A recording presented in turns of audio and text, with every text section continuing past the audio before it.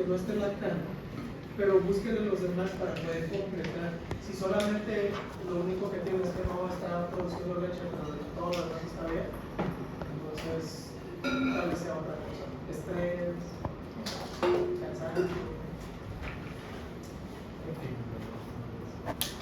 Pasamos a la hipófisis posterior para ver diferentes síndromes que se pueden presentar. No hay tanto problema con la oxitocina. Entonces solamente vamos a tener que aprender qué es lo que pasa con exceso de liberación de ADH o falta de ADH. Falta de ADH, o sea, deficiencia de ADH, nos va a causar algo que se llama diabetes insípida. O sea, diabetes, pero no por el azúcar, por eso se le llama insípida. Porque la pipí no sabe a azúcar. Históricamente, ¿sí se sabe la historia? Sí, se las conté. En la antigüedad no había clases de medicina. Tú querías aprender medicina, ibas con un médico y te hacías el aprendiz. Entonces las pruebas de laboratorio para ver si el paciente tenía diabetes orinaba, tú tenías que probarlo para ver si tenía azúcar o no. Pero eso lo tenía que hacer el aprendiz, ¿verdad? Es como si ustedes fueran al rato al hospital y me tocan 15 muestras. No, le parto su madre el doctor. Para la detección. Le digo que no mames. Muy bien. Entonces, la hormona antidiurética se deben de acordar de que abre unas acuaporinas en los túbulos colectores o los túbulos donde deben estar y entonces absorben agua de la orina para que no se orine, ¿sí? Para disminuir la cantidad de orina que producimos. Entonces, si estamos deshidratados, se produce hormona antidiurética. O si tenemos un volumen bajo de agua, se produce hormona antidiurética. En la noche producimos hormona antidiurética para nosotros normalmente. Entonces, cuando el paciente no está produciendo la hormona antidiurética, va a tener datos de diabetes, que es poliuria. Entonces, a cada rato está yendo a orinar. Y como están perdiendo agua, ¿qué otro síntoma va a tener? Polidipsia. Polidipsia. Va a estar tome agua. Hay un caso de Dr. House. Uno de los capítulos tiene una niña que está tomando agua. No me acuerdo. Entonces, causas de diabetes insípida, traumatismo, neoplasias, una adenoma hipoficial que esté comprimiendo el hipófisis posterior, cirugía, inflamaciones, pudiera ser idiopático o podría venir de arriba. ¿Sí? Y entonces sería una causa central. Acuérdense que la hipófisis posterior se encarga de liberar. O nefrogénica, que sería sí hay hormona antidiurética, pero no hay una respuesta por parte del riñón frente a esa hormona antidiurética. No habría que pensar en eso. Entonces tenemos un paciente con poliuria, polidipsia. ¿Sí? ¿Qué va a pasar con el sodio en la sangre?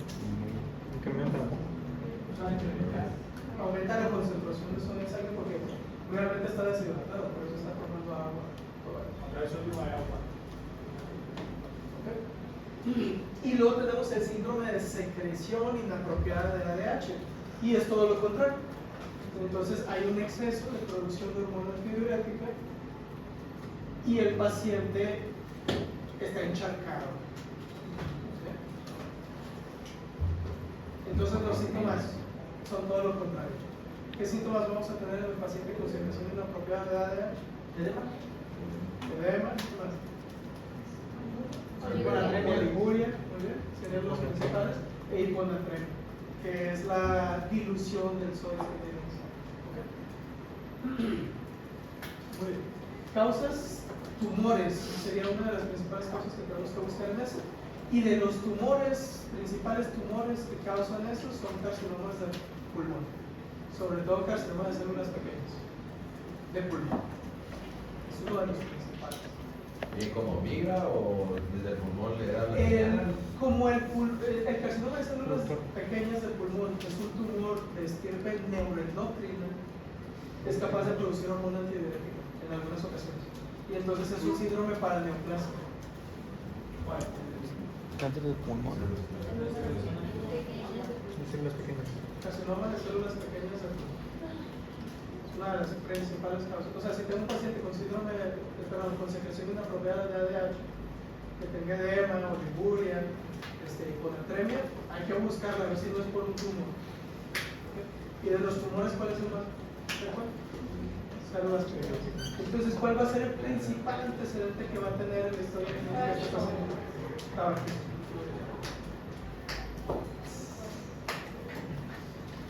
Bueno, otros datos serían lesiones de hipotálamo y neurohipófisis, pero quédese más con síndrome parasitásico. Otros tumores que se pueden presentar en la hipófisis, además de los adenomas, son los craniofaringiomas. Esto es lo que habíamos dicho anteriormente. Del piso del diencéfalo, normalmente en la embriogénesis se hace una invaginación que se va desarrollando poco a poco y eso forma la hipófisis posterior. Y del techo del paladar se hace una invaginación también, pero es hacia arriba, y esas células, como son epiteliales, van a ser células endógenas, ¿sí? Entonces, a veces queda una hendidura y de allí se pueden formar lo que son los craniofaringiomas y a veces quistes de Rapp. Me voy a quedar con los craniofaringiomas principalmente. Entonces, los vamos a ver en dos modalidades de presentación. Podemos tener craniofaringiomas en niños o podemos tener craniofaringiomas en adultos. Datos clínicos que vamos a tener principalmente: efecto de masa. Si son niños, como están en desarrollo, y si este tumor está creciendo y comprime células normales, va a tener hipopituitarismo, y entonces eso se va a manifestar. Por ejemplo, si no hay producción de GH, ¿qué va a pasar con el niño? Retraso del crecimiento. Entonces es una de las cosas, por eso se lleva el control del gusano, haces tu gráfica y vas viendo cómo va creciendo el niño, y si ves que de repente la gráfica se empieza a aplanar, algo está pasando. Lo otro es que tengamos un niño muy gordito, también habría que buscarla, porque aquí en México pues casi siempre va a ser alimentación, exceso de calorías. Y tenemos dos tipos de craniofaringiomas. Uno se le llama adamantinomatoso y el otro es el craniofaringioma papilar. Importante saber que son dos. Principales deficiencias cuando tenemos un niño con craniofaringioma, ya lo dijimos ahorita, GH. Entonces, un retraso en el crecimiento del niño que previamente estaba normal, siempre hay que explorarlo. Luego tenemos LH y FSH. Si es una niña, principalmente, pues no va a tener desarrollo de relaciones sexuales. Si es niño, igual. Y bueno, TSH y ACTH que quedan como en los últimos lugares, pero no, como tienen que tener un buen posición. Aquí tenemos un craniofaringioma. Es una resonancia magnética, entonces aquí está el bulbo raquídeo, esto es el cerebelo. Esto es cráneo, y entonces esta es la silla turca, y aquí tenemos el crecimiento del tumor. Este es un tumor que se ve heterogéneo porque tiene una porción quística. Entonces, muchos craniofaríngemas pueden tener esa característica quística en su desarrollo, que los adenomas normalmente no lo tienen. Los adenomas, si se fijaron en las imágenes, casi siempre son sólidos. Entonces, es un dato que nos puede ayudar un poco. ¡No! Esta no va a salir. Está bien, sí, sí. No la tienen en sus diapos. No. Sí, sí. Dámele foto bien. Brian. ¿No? Sepanauria. Entonces, tenemos dos tipos de craniofaringiomas, los adamantinomatosos. ¿Pueden pronunciar? Como Adamantomatoso.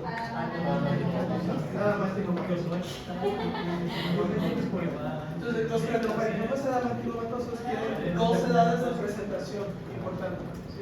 Entonces, entre los 5 a 15 años y luego en la edad adulta, después de los 40 a 50 años. ¿Okay? Sí, este es el que se presenta en dos picos. Así que si les digo, niño de 7 años que está presentando retraso en el crecimiento, que presenta ciertas deficiencias hormonales, ¿cuál es el craniofaringoma más probable?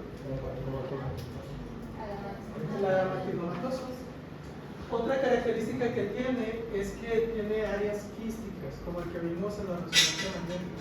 Entonces aquí nuevamente tenemos el craniofaringioma y el área quística tiene un líquido que le llamamos como líquido de aceite de carne.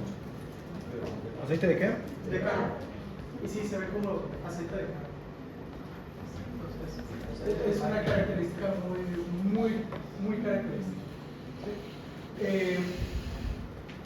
Luego tenemos el craniofaringioma papilar, es que si se fijan la edad de presentación es principalmente entre los 40 o 60 años, pues en el segundo pico de presentación que se presenta. ¿Perdón? Papilar, craniofaringioma papilar. Y bueno, generalmente es un tumor que más frecuentemente va a ser sólido. En cuanto a síntomas, pues si se fijan, son muy compartidos, excepto por los niños que presentan otros síntomas diferentes. Y pregunta de examen.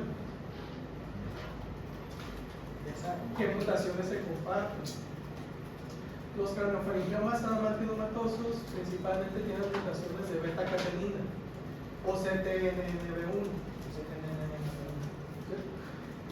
Los craniofaringiomas papilares están más asociados a mutaciones de BRAF, B600E. Y casi todo lo que diga papilar casi siempre es asociado a BRAF. No sé por qué, pero es un gen, BRAF. Pega de páramo con esta investigación.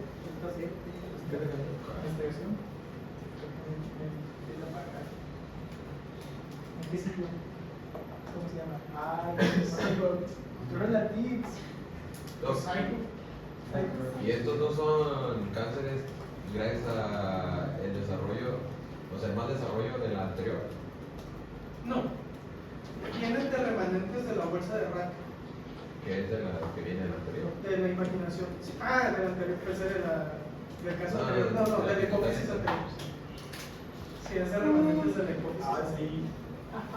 Ah, sí. Los Me dos. sorprende que. Chimador, tío. Pero no siempre no regresa a él. Muy bien. Entonces, eso se los voy a preguntar. Voy a venir con un caso clínico de deficiencias hormonales que posteriormente se ve en una resonancia magnética que tiene un tumor con áreas quísticas y la pregunta podría ser: ¿cuál de los siguientes tumores es el que más probablemente está presentando? Pero sí, Y luego, otra pregunta: ¿cuál de las siguientes mutaciones es la que más probablemente está relacionada a la patología de este niño? Beta-catenina. O puede ser el otro. Entonces,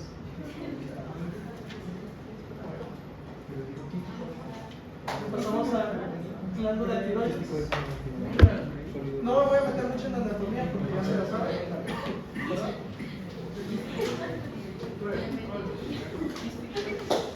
¿Por dónde desciende la tiroides para llegar al cuello? Viene de la lengua, ¿no? Pasa por el agujero ciego y baja por el conducto tiroidoso hasta localizarse en el agujero. Eso es muy importante. Es muy importante. Porque puede haber remanentes. Y de hecho, en algunas personas, la tiroides tiene un tercer lóbulo, que es el lóbulo piramidal. De hecho, pues está bien. Sí. Pero casi siempre decimos que tiene forma de ¿De dónde mariposa. saca tan puto esta buena ese güey? Y acabo de ver en la mañana un Los meme demás. burlándose de los endócrinos, porque siempre que un endócrino va a poner su consultorio, utiliza la silueta de una tiroides para su logo. ¿Por qué uno usa otra glándula que no sea la tiroides? Importante acordarse de algo.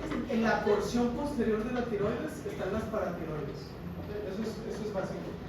Lo otro que hay que saber, los sistemas de retroalimentación.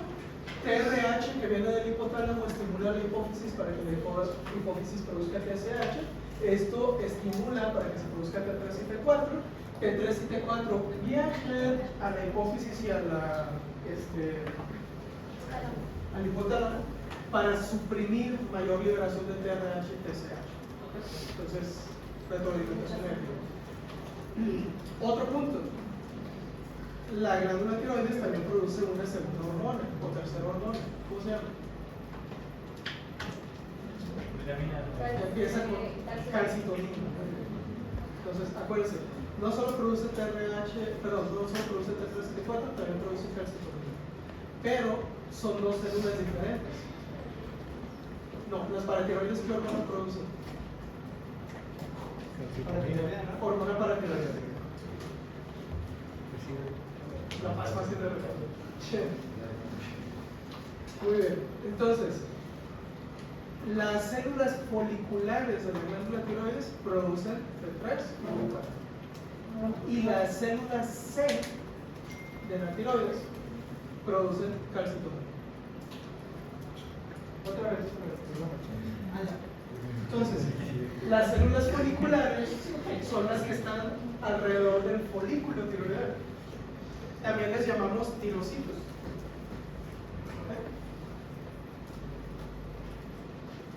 Producen, además de T3 y T4, producen el precursor de T3 y T4 que se llama tiroglobulina.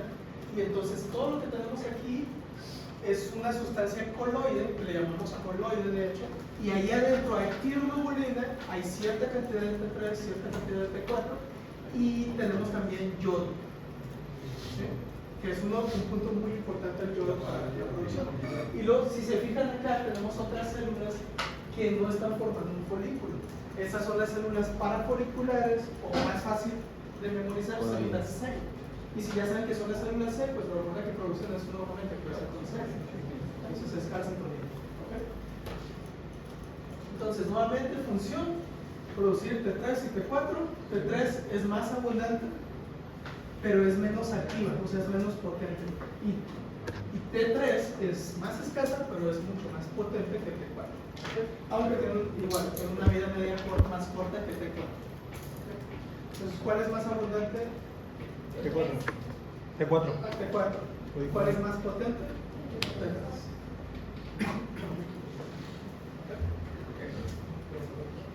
Eso lo dijo, gracias.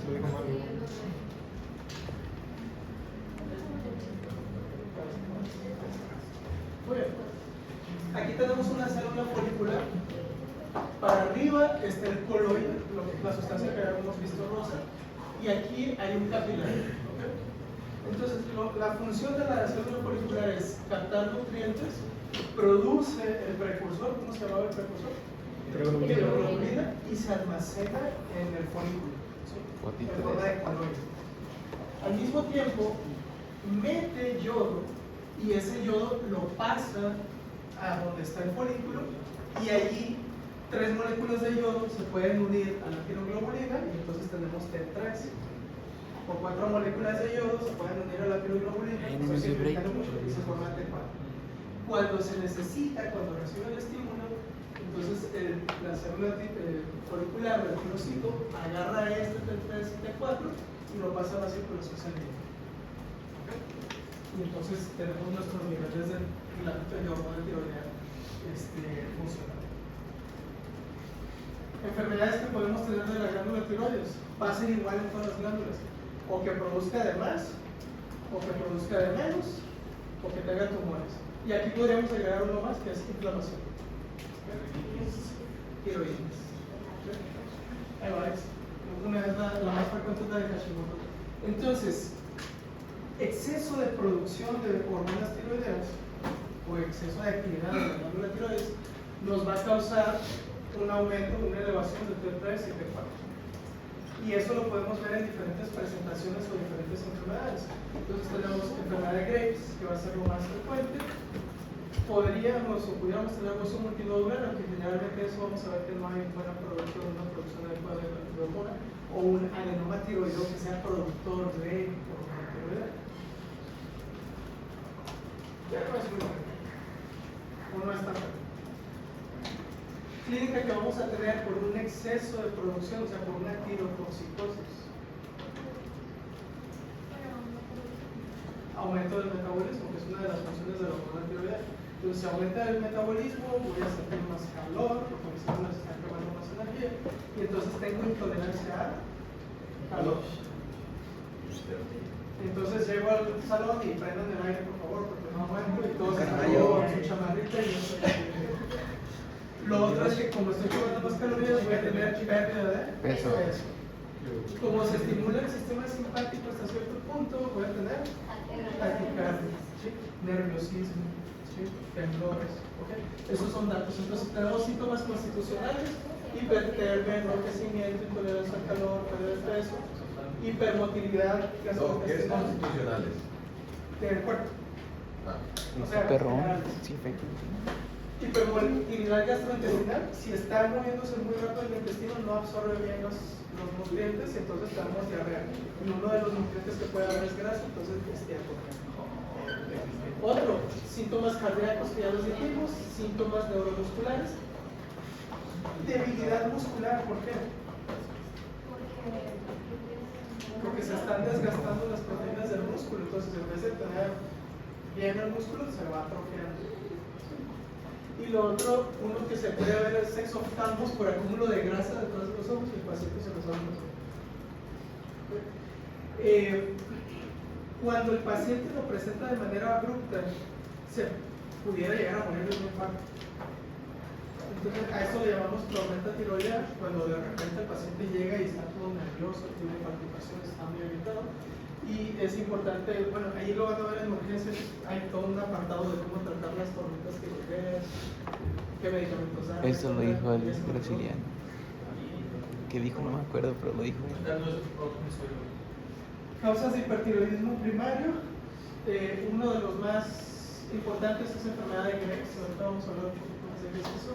Y bueno, nosotros que dijimos, causas secundarias, un adenoma hipoficiario, pero acuérdense que los adenomas hipoficiarios son el 1% de los adenomas, entonces son bastante raros.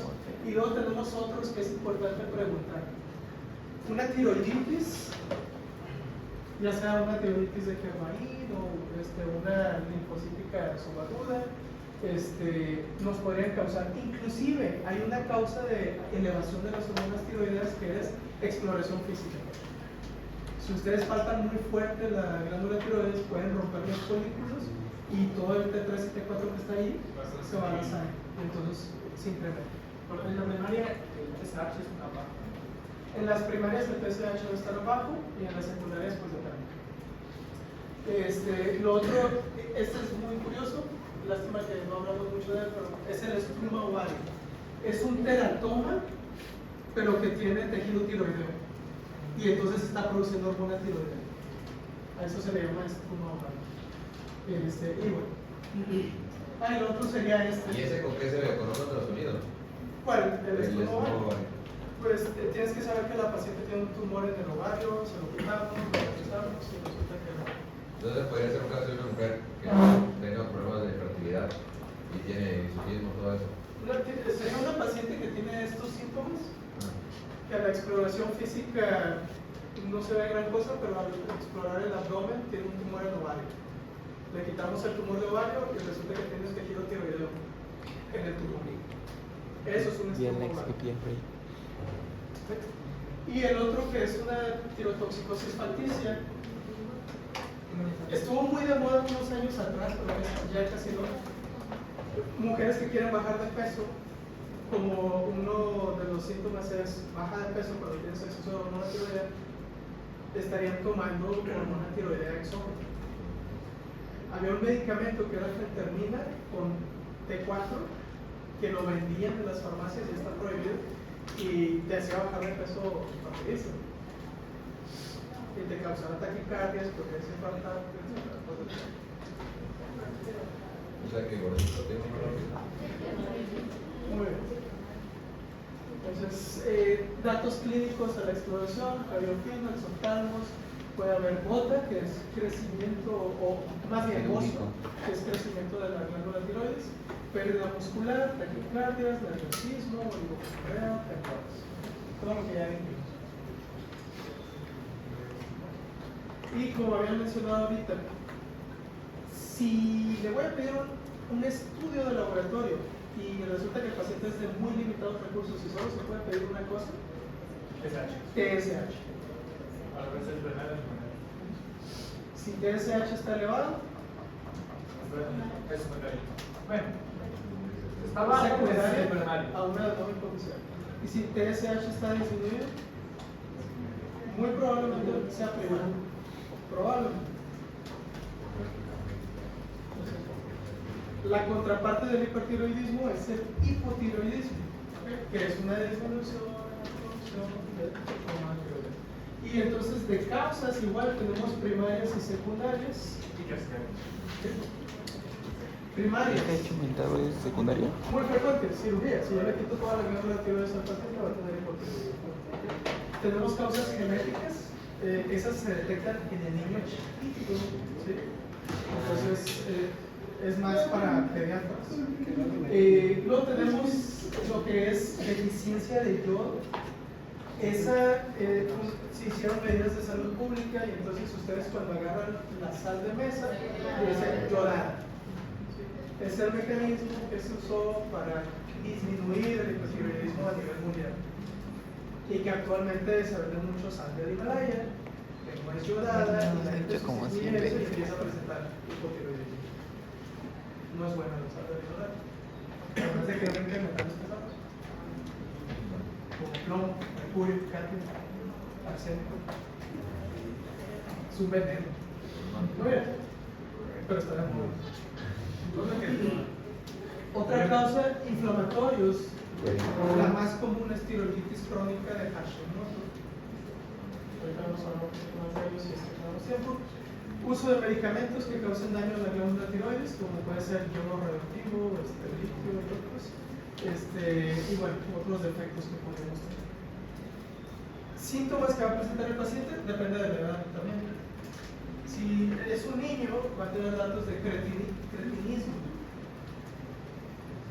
que está bien feo que le hayan puesto ese nombre. Pero bueno. ¿De cretino? Entonces, vamos a tener un niño con retraso en el crecimiento, es una de las cosas. Curiosamente tienen macroglosia, que es algo bastante riesgo. También tienen retardo mental, porque no se desarrolla bien el sistema nervioso central. Entonces, En inglés ustedes lo pueden ver en el niño de la derecha. ¿Sí? Es un niño que tiene aumento de peso, tiene edema en la cara, tiene una Cretinismo. talla más corta que el otro niño. Cretinismo. ¿Sí? Y entonces, bueno, todo eso se le llama cretinismo. Cretinismo. Cretinismo. Sin la A.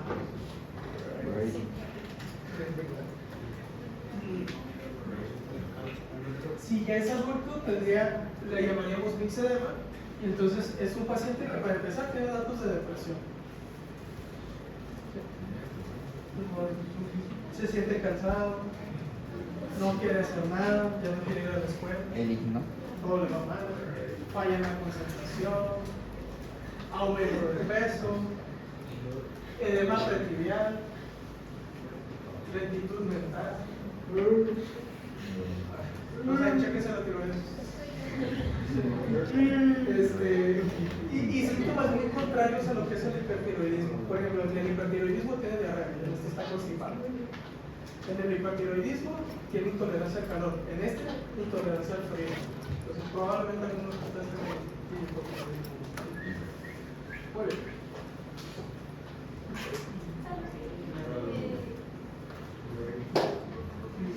Ya nos pasamos al break hace rato. Ya no nos quedan dos pesos. Pero, Doc, al final de la clase podemos revisar el examen entonces. Les voy a mandar las respuestas, pero. Gracias. Y va a devolver el examen. Ah,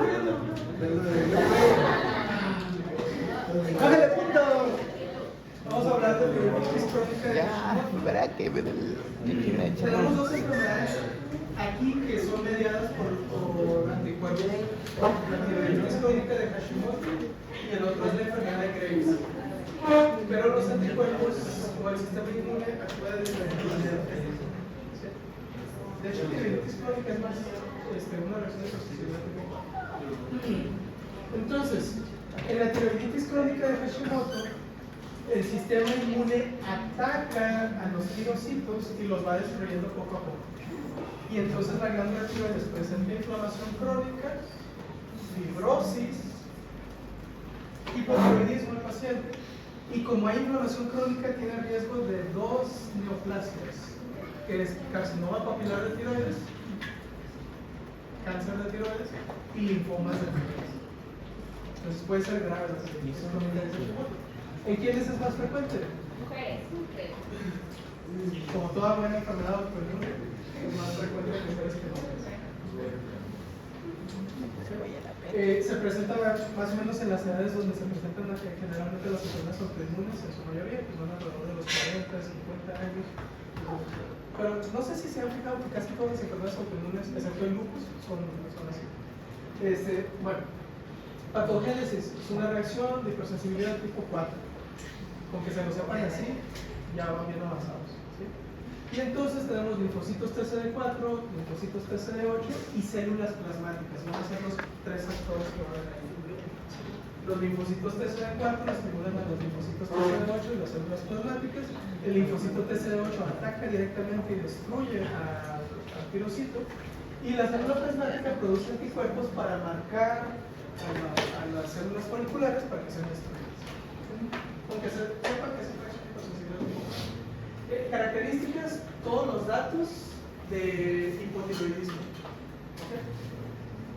Aunque a veces en un inicio puede haber un leve hipertiroidismo, porque como hay destrucción de los tirocitos y de los folículos, se libera hormona tiroidea, entonces puede haber una ligera elevación de las hormonas tiroideas y luego viene la baja, cuando ya no se está produciendo más. ¿Okay? ¿Y hipertiroidismo? Inicialmente puede llegar a presentar un leve hipertiroidismo, pero posteriormente va a progresar el hipotiroidismo. Y acuérdense de esto, no se les debe olvidar. Una paciente que tenga tiroiditis crónica de Hashimoto tiene un aumento de riesgo de carcinoma papilar de tiroides y linfomas en la glándula de tiroides. Están las respuestas del examen, ¿no? Todo eso, según yo, estoy viendo. Esta es una glándula tiroides posterior a una tiroidectomía. Todo lo que vean de blanco es fibrosis e inflamación crónica. Normalmente el color de la tiroides debería ser este, y entonces se ven áreas, bandas y nódulos fibróticos. Esta paciente pues, no tuvo cáncer de tiroides, pero pudiera haberlo desarrollado. De hecho, teníamos un cirujano en el hospital universitario que era cirujano de cabeza y cuello, y nos mandaba en biopsia transoperatoria de las glándulas tiroides y le decíamos, no, es benigno, no es nada maligno. Él ya se estaba yendo en su carrera, ya había terminado la cirugía y dice, no hay problema, ya quité todas las tiroides. Y ya en las sesiones decíamos, es que no traía cáncer. Y dice, no importa, la tiroiditis crónica de Hashimoto es factor de riesgo para presentar cáncer de tiroides y me reportaron tiroiditis de Hashimoto, así que está bien. Y sí, es cierto. O sea, no estaba mal. Duro. Va mostrando el Como hortito. ya no te sirve la tiroides, porque no estás produciendo hormona tiroidea, pues lo único que te queda es un riesgo de cáncer. Pues quería ver. Hasta cierto punto mejor. Esa foto no la tengo usted, porque no es fondo negro. No es bien. Histológicamente lo que vemos son células tiroideas, pero si se fijan tienen un citoplasma muy rojo y tienen un núcleo prominente, y esto es lo más obvio, un folículo tiroideo.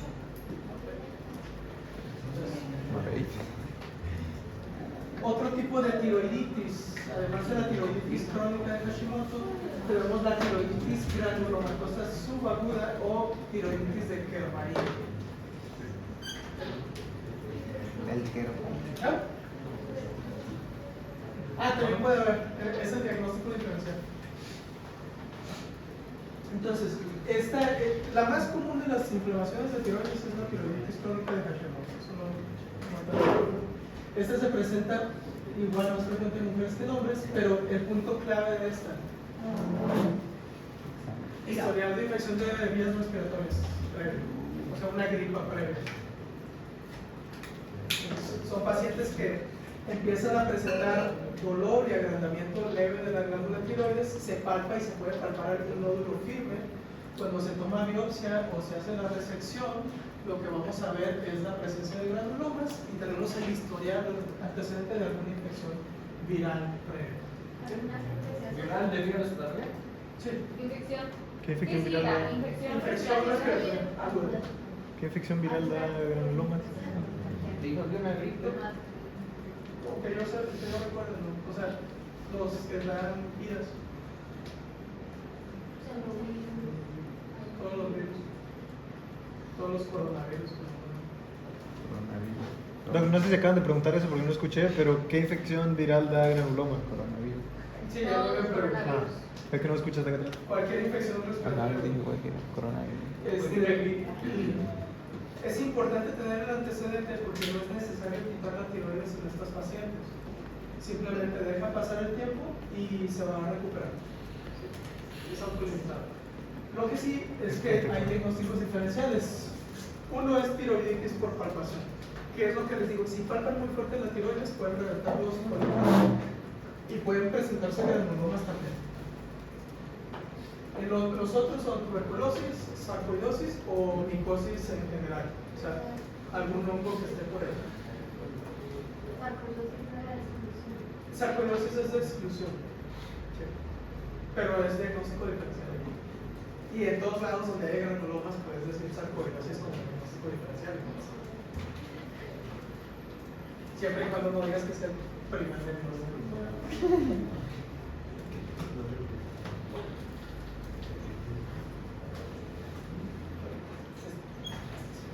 ¿Y cómo le va a llegar un micosis allá adentro?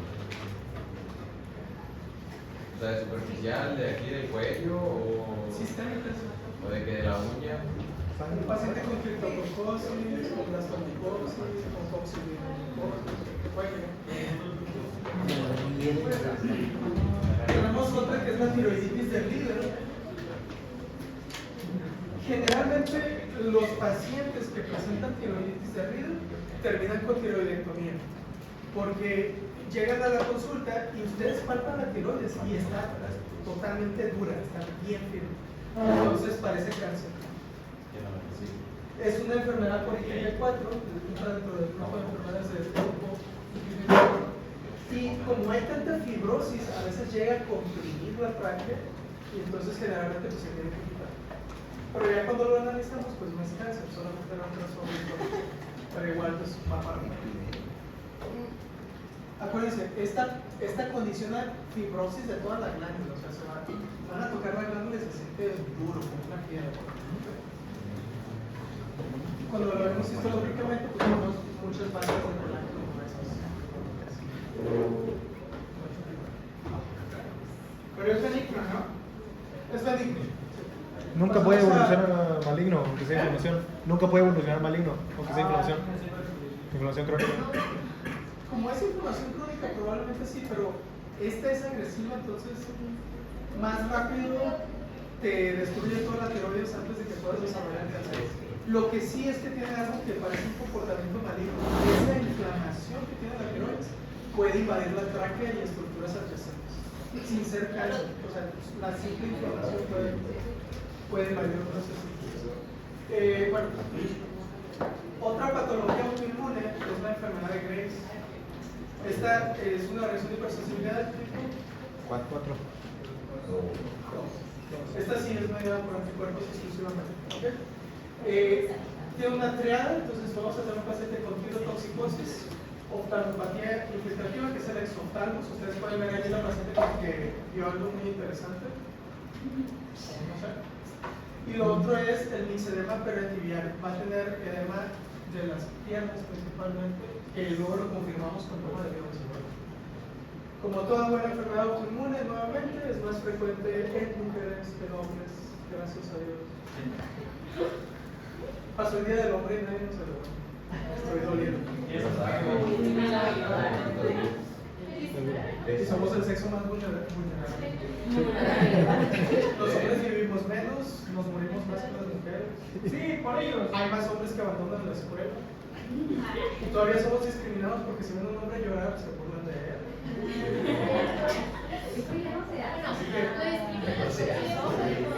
No, la sociedad está la mujer. Pasa mucho en los matrimonios. Uy, le pasó. ¿Quién de aquí está casado? ¿Quién de aquí está casado?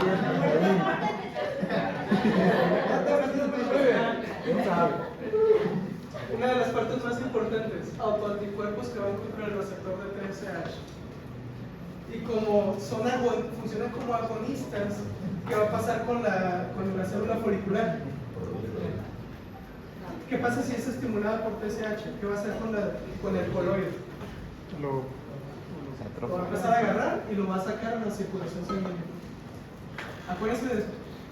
La célula folicular tiene su almacén Y cuando es estimulado por TSH, ¿qué hace con el coloide? O sea, con el T3 y T4 que hay en los lados, lo agarra y lo empieza a liberar. ¿Qué va a pasar con el coloide? Va a empezar a disminuir. Pero la elevación del T3 y T4 es lo que nos va a causar todos los síntomas que está teniendo la paciente. ¿Y este cómo va a tener voz? Por la hiperfunción, ¿no? De hecho, se alcanza a ver muy poquito. Porque hay disminución del coloide. Sí, Pero ya muy no avanzada la es- enfermedad. Pero aprendas esto, al inicio lo que hay es mucha liberación de T3 y T4. Entonces, vamos a ver aumento de la inmunoglobulina estimulante de tiroides, que es el anticuerpo, y bueno, las otras dos. Elevación de T3 y T4 libres con disminución de TSH. Eso nos habla de que es un hipertiroidismo primario.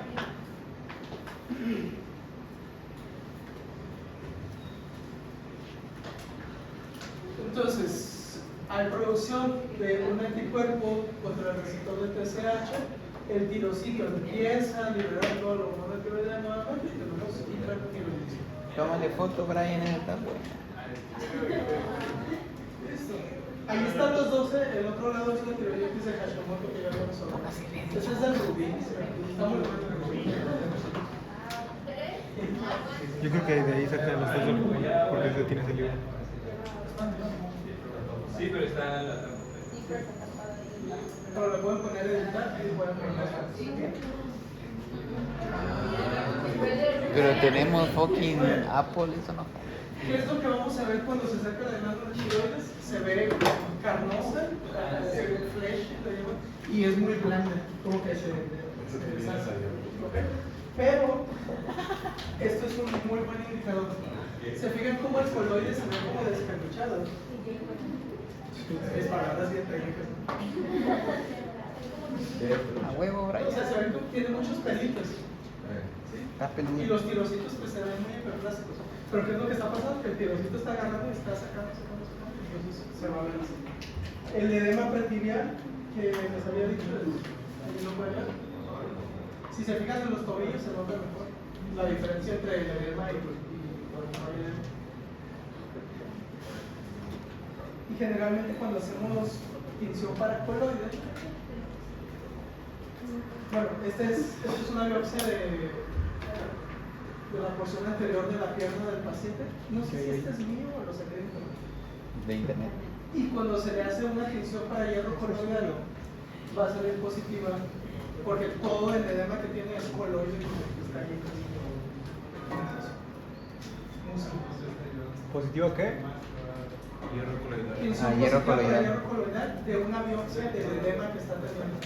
O sea, por ejemplo, si fuera edema por hipoproteinemia, por alguna enfermedad renal o hepática, no se vería así. Porque el edema, ¿qué tiene el edema? ¿Por qué se ve eso? Ahora pasamos a otro, que es el bocio multinodular. Esa señora no es que le hayan dado una noticia y se asustó. Un chupetón, ¿no? Solo los Sí. hombres no. ¿Qué parece? Les pegan los huevos.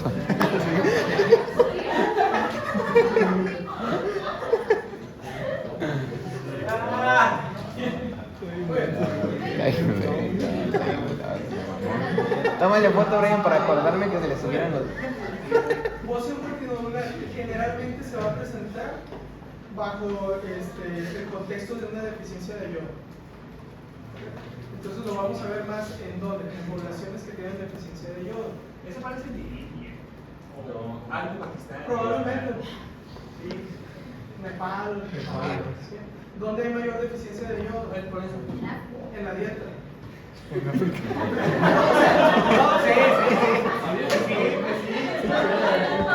Sí, en la dieta, ¿en qué país hay mayor o en qué lugares hay mayor deficiencia de yodo?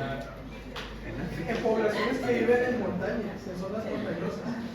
Si uno vive a nivel del mar, pues generalmente los productos que consumen van a ser más ricos en yodo. Entonces, en las áreas geográficas, aquí en México, en el centro de México, en la sierra, había ese problema. Si nos vamos para Sudamérica, pues entonces vamos a pensar en Chile, Perú, y también podría ser en Perú. Sí, pero entonces en esas zonas son las que mayormente se necesitan. Ahí estaba un mapa, así era la deficiencia de yodo, pero gracias a la sal yodada, estas cosas han disminuido bastante.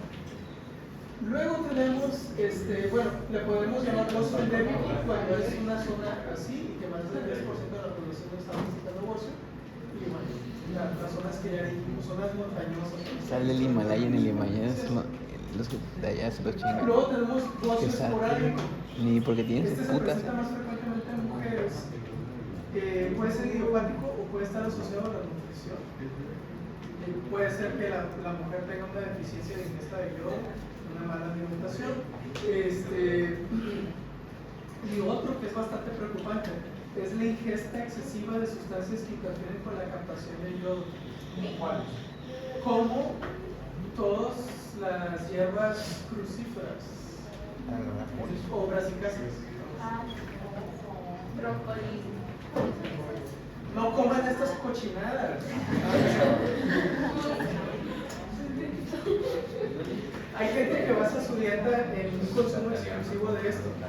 Y entonces llegan y tienen un brócoli asado, luego un repollito, de ensalada, si la dieta se vuelve exclusiva de algo, todas estas que es una misma planta pero en diferentes presentaciones, es como decir un perro de diferentes notas.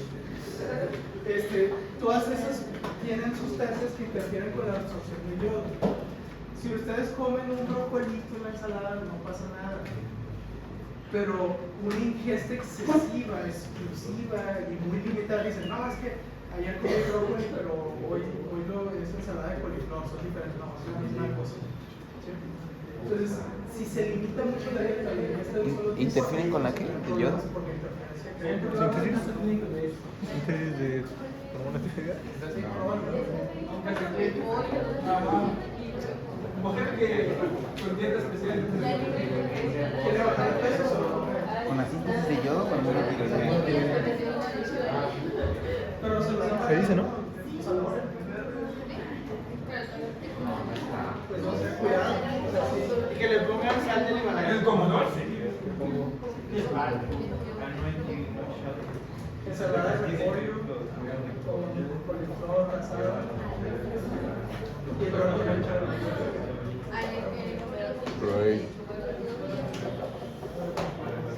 Clínica que vamos a ver en nuestros pacientes: un tumor en el cuello.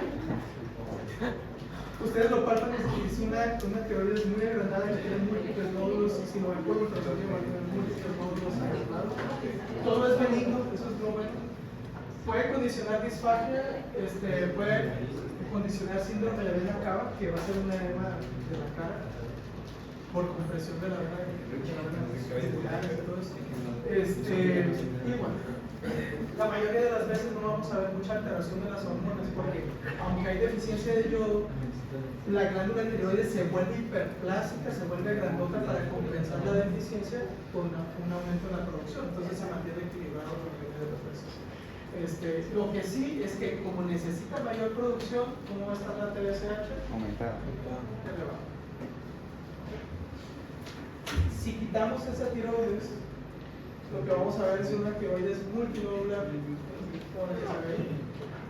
Entonces es una tiroides muy agrandada, con pérdidas con arquitectura normal, con múltiples nódulos, que la mayoría pueden ser nódulos sólidos, aunque pudiera tener adenomas también, como lo que estamos viendo aquí.